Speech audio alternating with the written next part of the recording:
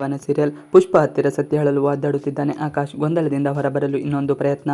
ಆಕಾಶ್ ತುಂಬ ತಲೆ ಕೆಡಿಸಿಕೊಂಡಿದ್ದಾನೆ. ಅದಕ್ಕಿಂತ ಹೆಚ್ಚಾಗಿ ಸತ್ಯಮೂರ್ತಿ ತಲೆ ಕೆಡಿಸಿಕೊಂಡಿದ್ದಾರೆ.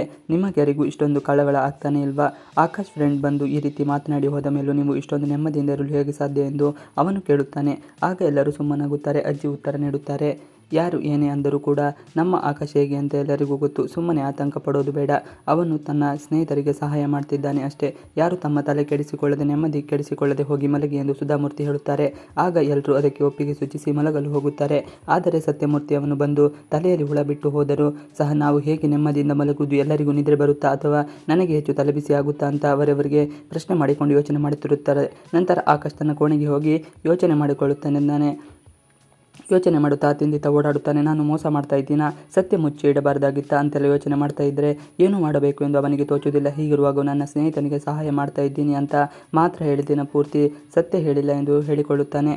ಆದರೆ ಪೂರ್ತಿ ಸತ್ಯ ಹೇಳಿಲ್ಲ ಅಂತ ಅವನ ಮನಸ್ಸಿನಲ್ಲಿ ಕೊರಿತಾ ಇರುತ್ತದೆ. ತಾನು ಪುಷ್ಪಗಾದರೂ ಪೂರ್ತಿ ಸತ್ಯ ಹೇಳಲೇಬೇಕು, ಇಲ್ಲ ಅಂದರೆ ಮೋಸ ಮಾಡಿದ ಹಾಗೆ ಆಗುತ್ತದೆ ಎಂದು ಅವನು ಅಂದುಕೊಂಡಿದ್ದಾನೆ. ಯಾಕಂದರೆ ಅವನು ಇನ್ನೊಂದು ಹುಡುಗಿಯ ಜೊತೆ ಅವನ ಬಾಯ್ ಫ್ರೆಂಡ್ ಥರ ಇರಬೇಕಾಗಿರುತ್ತದೆ. ಅದನ್ನು ಹೆಂಡತಿಗೆ ಹೇಳಲೇಬೇಕು ಅಂತಾನೆ. ನಂತರ ಪುಷ್ಪ ಕೋಣೆಗೆ ಬರುತ್ತಾಳೆ. ಆಗ ಆಕಾಶ್ ಎಲ್ಲದನ್ನು ಅವಳೊಟ್ಟಿಗೆ ಹೇಳಿಕೊಳ್ಳಲು ತಯಾರಾಗುತ್ತಾನೆ. ಪುಷ್ಪ, ನಿಮ್ಮ ಜೊತೆ ನಾನು ಸ್ವಲ್ಪ ಮಾತನಾಡಬೇಕು ಎಂದು ಹೇಳುತ್ತಾನೆ. ಆದರೆ ಅವಳನ್ನು ತಡೆಯುತ್ತಾಳೆ. ನೀವು ಅದೇನೇ ಮಾತನಾಡಬೇಕು ಅಂದರೂ ಬೆಳಿಗ್ಗೆ ಮಾತನಾಡಿ, ಈಗ ಮಲ್ಕೊಳ್ಳಿ ಎಂದು ಹೇಳ್ತಾಳೆ.